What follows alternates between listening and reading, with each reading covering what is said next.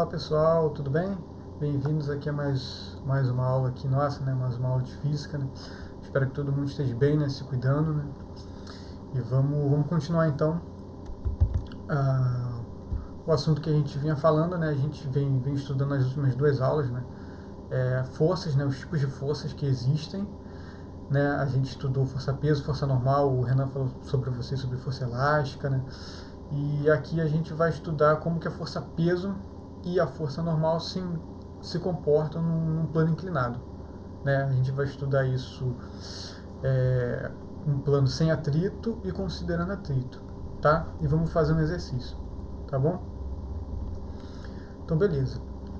Se a gente olhar no nosso cotidiano, no nosso dia a dia, a gente vai ver diversos exemplos de situações onde a gente encontra, onde a gente tem um plano inclinado, não é verdade? Então, por exemplo, um carro descendo numa rua inclinada, né? Uma pessoa deitada nessa própria rua inclinada, né? Perceba que a pessoa está deitada, mas ela não está escorregando aqui, né? Se ela não está escorregando, já é presença de força de atrito aqui também, né? Que a gente vai estudar como é que essa força de atrito se comporta no plano inclinado, né? Uma pista de skate, né? Que é um caso um pouco mais particular, porque a inclinação da pista de skate ela não é constante, né? Ao contrário dessas outras três imagens aqui, onde a inclinação da rua tem uma angulação constante. No caso da pista de skate, essa angulação ela vai mudando, né? Ela vai ficando cada vez mais inclinada. Mas a forma como você trata esse problema é exatamente a mesma a forma como a gente vai tratar, como a gente trata esses outros problemas aqui, que é o que a gente vai estudar. Tá bom? Então, beleza. Primeira coisa que a gente precisa fazer quando a gente vai estudar plano inclinado é saber como que as forças se comportam nele. E o plano inclinado, para a gente estudar, a primeira coisa que a gente tem que fazer é decompor a força-peso. Porque perceba o seguinte, esse corpo aqui, esse caixote, está sobre essa superfície aqui, que ela está inclinada fazendo um ângulo θ, né, que é essa letra grega aqui, com a horizontal. Tá bom? Peraí. Tá. E essa força-peso, como vocês viram com o Renan, ela atua sempre na vertical, apontado para baixo. Tá? A força-peso, né, para qualquer corpo que esteja próximo à superfície do planeta, sempre vai ter esse valor de força-peso aqui, tá? Vai sempre ter uma força-peso apontando para baixo. Tá? Agora, essa direção dessa força-peso aqui, ela tem uma certa angulação, né, com relação à superfície que o bloquinho tá repousando. Então isso acaba dificultando um pouco a gente fazer conta, né? Então, para facilitar as nossas contas, a gente vai utilizar de um artifício que a gente já estudou, que é a decomposição de força. Então eu vou pegar essa força-peso aqui e vou decompor ela em duas componentes. Uma componente perpendicular a essa superfície e outra componente paralela a essa superfície, tá? Para isso, eu vou utilizar senos e cossenos, essas funções trigonométricas, tá? Então, essa componente aqui, horizontal, né, que a gente chama de px, ela é paralela, então, ao plano de inclinação, tá? E essa outra componente aqui, que vale p vezes o cosseno de θ, é perpendicular à superfície. Tá bom? Então, repetindo aqui o que eu já disse, se eu pego essa força-peso aqui e decomponho ela nessa componente horizontal, que eu vou chamar de px, eu tenho que essa px, o módulo desse vetor aqui, vale p, que é o módulo desse vetor aqui, do vetor peso, né, vezes o seno de θ, vezes o seno desse ângulo aqui, tá? E essa força daqui, perpendicular à superfície, vale P vezes o cosseno de θ. Tá? E perceba também que como o corpo ele não se move nessa direção aqui, nessa direção perpendicular, ele pode até se mover nessa direção paralela aqui, ele pode deslizar ou não sei o que está acontecendo com ele aqui. Mas nessa direção aqui, perpendicular, com certeza ele não está se movendo, ele não está pulando aqui. Então, se ele não está pulando aqui, tem que ter alguma outra força aqui que seja contrária a essa força P vezes cosseno θ aqui. E essa força é exatamente a força de contato do caixote com a superfície. força de contato a gente sabe que é a força normal, né? Então essa força daqui é a força normal, então. E a força normal vale exatamente o P vezes cosseno θ, que é o nosso PY. Tá bom? Deixa eu mostrar para vocês agora aqui uma animação, espera aí, dessas forças, a força normal, né, e a força PX, né, tangente à superfície, num plano inclinado. E eu vou variando a inclinação desse plano e vocês vão vendo como que esses vetores vão mudando, tá? Então nessa situação aqui, esse meu bloco ele não vai deslizar. Eu tenho um bloco aqui em cima de uma superfície que está com um ângulo zero, ela vai começar a abrir daqui a pouco. E esse caixote eu prendi ele com uma corda aqui, tá? Na parede aqui, para ele não deslizar, tá? Então ele vai sempre ficar parado. Então nesse instante, eu tenho que o meu PX, que é a força que puxa ele para lá, quando ele começar a abrir, é o mesmo valor da força que vai puxar ele para a direita, porque ele vai estar sempre em repouso, tá? Só um instantinho que essa minha cadeira aqui, ela fica abaixando, fica levantando ela toda hora. Tá? Beleza. E a força normal, aqui, tem o mesmo valor da força PY aqui, tá? Só vai ficar mais claro quando eu começar a inclinar esse negócio aqui, ó. Tô começando a inclinar ele. 11 graus, parei aqui. Então, perceba aqui, θ, 11 graus aqui mais ou menos. Percebe que eu tenho aqui o meu vetor da força peso. Esse cara daqui é o meu PY, né? Que vale exatamente o valor da força normal. Se você pegar uma régua, botar aí no teu monitor ou no teu celular, você vai ver que exatamente esse comprimento aqui, que é o módulo desse vetor, é o mesmo desse cara daqui, desse PY aqui, tá? Porque o corpo não se move, tá? Nessa direção perpendicular a essa superfície aqui. E esse vetor pequenininho aqui, ele é o PX, que ele vale exatamente o peso vezes o seno de θ. Lembra disso? Né? E desse outro lado aqui a gente tem a força P, né, que é a força de tração que esse cabo aqui está fazendo no bloquinho, para não deixar ele deslizar, tá? Então o PX é igual ao T, né, para não ter força resultante nessa direção, tangente à superfície, e o PY é igual ao normal para também não ter força resultante nessa direção aqui, ou seja, a força resultante total sobre esse bloquinho é zero, ou seja, o bloquinho está em repouso, tá? E a gente percebe que conforme a gente vai aumentando a inclinação, o PX vai aumentando, percebe?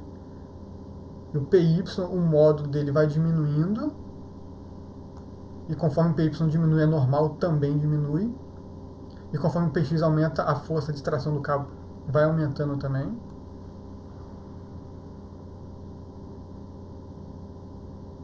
Percebe? Esse gráfico aqui mostra exatamente como que a normal, que é igual ao PY, vai diminuindo ao longo dessa inclinação aqui. Quando essa inclinação atingir 90 graus, nesse limite aqui, puf, não tem normal. Mesma coisa que você pegar, pode pegar esse exemplo aqui, um caixote, qualquer coisa, um objeto, bota ele na parede e larga. Ele vai simplesmente cair. Ele não vai ter nenhum contato mais com a parede. Ele vai perder, a partir do momento que você tira a mão do objeto que está pressionando contra a parede, o objeto vai simplesmente cair e vai perder contato com a parede, né? A gente vê isso nesse gráfico aqui. Quando o ângulo fica 90 graus, a normal vale zero, né? E a PX, que é essa componente aqui, tangencial aqui ao plano, que está puxando ele para baixo, atinge o valor máximo dela, que é igual ao valor de peso. Percebe que essa seta aqui, que esse vetor peso aqui, ele vai coincidir com o vetor PX aqui, ó. Então P vira o PX. E o PY vale zero. Tá bom? Então é dessa forma que os vetores se comportam conforme você vai mudando a inclinação do ângulo, tá? Isso também é bem intuitivo se vocês, para vocês fazerem um exercício desse em casa, né? Vocês podem pegar um livro, por exemplo, pega não sei, pega alguma coisa mais pesada, não sei, um pacote de arroz, por exemplo, de feijão, e segura esse pacote. Vocês percebem que conforme vocês vão inclinando o livro, você vai precisando de mais força para você segurar, certo? Que simboliza, no caso, essa força T aqui que você vai fazendo. Conforme você vai inclinando, você vai precisando de cada vez mais força. Olha como é que o módulo dessa tensão vai subindo. Percebe? Você vai precisando de cada vez mais força. E a força que o pacote de arroz vai fazendo no seu livro, ele é máximo quando o livro está deitado, e conforme você vai inclinando, ele vai fazendo cada vez menos força no livro. Cada vez menos força no livro. E você que vai fazendo mais força para segurar. Até que na hora que chega na posição 90 graus, é irrelevante se o livro está ali ou não, você que está fazendo toda a força para segurar o pacote de arroz ali. Beleza, gente? Vamos fazer um exercício agora sobre esse tipo de coisa. Espera aí. Que eu me enrolo às vezes com esses aplicativos doidos aqui. Tá bom. Bom, vamos lá. Vamos fazer esse exercício então agora aqui. Um bloco de massa M3 kg está apoiado num plano inclinado que forma um ângulo com relação à horizontal, né? Esse ângulo aqui, θ. O sistema formado pelo bloco A e bloco B está em equilíbrio, tá? Considera o fio inextensível, né? Eu também não coloquei aqui, mas eu me lembrei agora que para fazer esse exercício a gente tem que desconsiderar atrito nas polias também. Polia perfeita aqui, tá? E considero o seno desse ângulo igual a 0,3 graus. 0,3 graus não, 0,3. Determine a massa de B para que isso seja possível, para que esse sistema fique em equilíbrio, tá? E outra pergunta é, se essa massa de B aqui calculada nesse item anterior for dobrada, qual será o módulo da aceleração dos dois blocos, né? Bom, essa figura aqui às vezes pode parecer um pouco assustador, né? Pelo menos eu percebia isso, né, quando eu estava aprendendo planos inclinados, mas depois eu vi que é muito mais tranquilo do que parece, tá bom? Vem comigo que vocês vão perceber isso também. Bom, então beleza. Para a gente descobrir então, o que a gente quer mesmo descobrir? Determine a massa de B para que seja possível, tá? Bom, vamos primeiro fazer então um diagrama de corpo livre no corpo A, tá? Que esse diagrama de corpo livre a gente já estudou na nossa última aula, tá? Que a gente pega o corpo e isola esse corpo e vê todas as forças que atuam sobre esse corpo. Tá? O somatório de todas as forças que atuam nesse corpo tem que ser igual a massa vezes a aceleração, tá?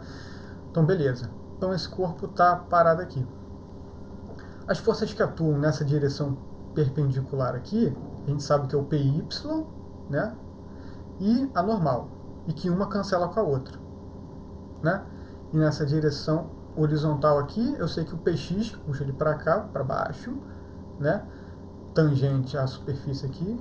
E a força de tração aqui, que puxa ele para cima aqui, tá? E que uma vai ser igual a outra também, porque ele está parado.